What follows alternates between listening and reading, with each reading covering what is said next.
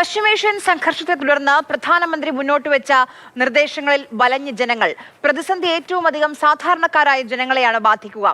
പാചകവാതക വില വർധനവ് തുടങ്ങി നിലവിലെ പ്രതിസന്ധി പോലും തരണം ചെയ്യുക അസാധ്യമാണെന്ന് ജനങ്ങൾ പറയുന്നു.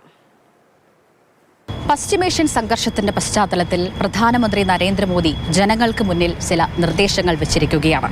ഇന്ധന ഉപഭോഗം കുറയ്ക്കണം, അത്യാവശ്യമില്ലെങ്കിൽ ഒരു വർഷത്തേക്ക് സ്വർണം വാങ്ങരുത്, വർക്ക് ഫ്രം ഹോം പ്രോത്സാഹിപ്പിക്കണം തുടങ്ങിയ നിരവധി നിർദ്ദേശങ്ങളാണ് അദ്ദേഹം ജനങ്ങൾക്ക് മുന്നിൽ വെച്ചിരിക്കുന്നത്. കോവിഡിന് സമാനമായ സാഹചര്യമല്ലെങ്കിലും ഒരു ഹാഫ് ലോക്ക്ഡൌണിലേക്ക് പോകുമോ ഇല്ലയോ എന്നാണ് കണ്ടറിയേണ്ടത്. ഇത് ആരെയാണ് ഏറ്റവും കൂടുതൽ ബാധിക്കുക? ജനങ്ങളോട് തന്നെ നമുക്ക് ചോദിച്ചു നോക്കാം. നമുക്ക് താങ്ങാൻ പറ്റില്ല. ലോക്ക്ഡൗൺ നമുക്ക് ഇഷ്ടപ്പെട്ട കാര്യമല്ലല്ലോ ഒരിക്കലും. അപ്പം അത് ആവശ്യമില്ല. ഇപ്പം നിലവിൽ ഈ പ്രധാനമന്ത്രി തന്നെയാണ് പറയണത്, 7 കപ്പലുകൾ പോകുന്നു, പെട്രോളിനൊരു പ്രശ്നമില്ല, നിങ്ങൾ ഓക്കെ എന്നൊക്കെ പറയുന്നുണ്ടല്ലോ. പശ്ചിമേഷ്യയിലല്ലേ യുദ്ധം നടക്കണം, നമുക്കെന്താ കാര്യമൊന്നും.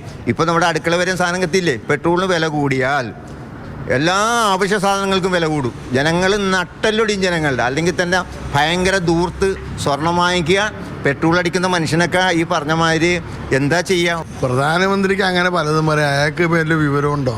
അയാൾക്കൊരു വിവരമില്ല. അയാളങ്ങനെ പലതും പറയും. അത് നമ്മൾ നോക്കണ്ട. കാരണം അയാളിങ്ങനെ നെഞ്ചും പിരിച്ച് പലതും പറയും. അതൊന്നും നമ്മൾ നോക്കണ്ട. കാര്യങ്ങൾ വേറെയാണ്. സാമ്പത്തികം അയാൾക്ക് അറിഞ്ഞുകൂടാ. ഈ ലോകം അങ്ങനെ എല്ലാവർക്കും സൂക്ഷിച്ച് ജീവിക്കാൻ പറ്റുമെന്നല്ല. പല പ്രശ്നങ്ങളും വരും. ഇതൊക്കെ നമ്മൾ കണ്ട് ഇതൊക്കെ അനുഭവിച്ച് നമ്മൾ ഇതിനെ കടന്നു പോകേണ്ട, തരണം ചെയ്ത് നമ്മൾ പോകണം. എനിക്ക് യാതൊന്നുമില്ല. ആകാശത്തെ പറവകൾ വിതയ്ക്കുന്നില്ല, കൊയ്യുന്നില്ല, നടക്കുന്നില്ല. സാധാരണക്കാർക്കായിരിക്കും അത് എഫക്റ്റ് ചെയ്യാൻ പോകുന്നത്.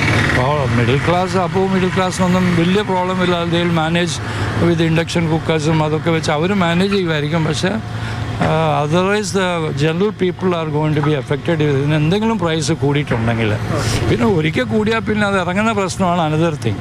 ഈവൻ പണ്ടത്തെ ഗവൺമെൻറ്, UPA ഗവൺമെൻറ് ചെയ്ത മാതിരി എന്തെങ്കിലും ഒരു സബ്സിഡി കൊടുത്തായാലും പ്രൈസിനെ നിലനിർത്തുന്നത് ഈ ഒരു സാഹചര്യത്തിൽ ഇമ്പോർട്ടൻ്റ് ആണ്. നമ്മുടെ കണ്ടീഷൻ എന്ന് പറഞ്ഞാൽ ഓട്ടോ ഓടിക്കണേയുള്ള.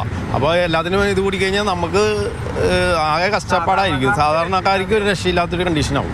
സാധാരണപ്പെട്ട ആൾക്കാർക്ക് ഈ കല്യാണത്തിൻ്റെ എന്ത് ചെയ്യും? കല്യാണത്തിന് സ്വർണം മേടിക്കേണ്ടതെന്ന് പറഞ്ഞു കഴിഞ്ഞിട്ടുണ്ടെങ്കിൽ അപ്പം എന്താ ചെയ്യണത്? സാധാരണക്കാർക്ക് ജീവിക്കേണ്ടേ? അപ്പം സാധാരണക്കാർ എങ്ങനെ ജീവിക്കും? ഇവർക്ക് അവിടെ ഇരുന്ന് അങ്ങനെ പറഞ്ഞാൽ മതി ഓരോ കാര്യങ്ങൾ. ഈ പറഞ്ഞതുപോലെ തന്നെ സാധാരണക്കാരായിട്ടുള്ള ആളുകളെയാണ് ഈ പ്രശ്നം ഗുരുതരമായി ബാധിക്കുക.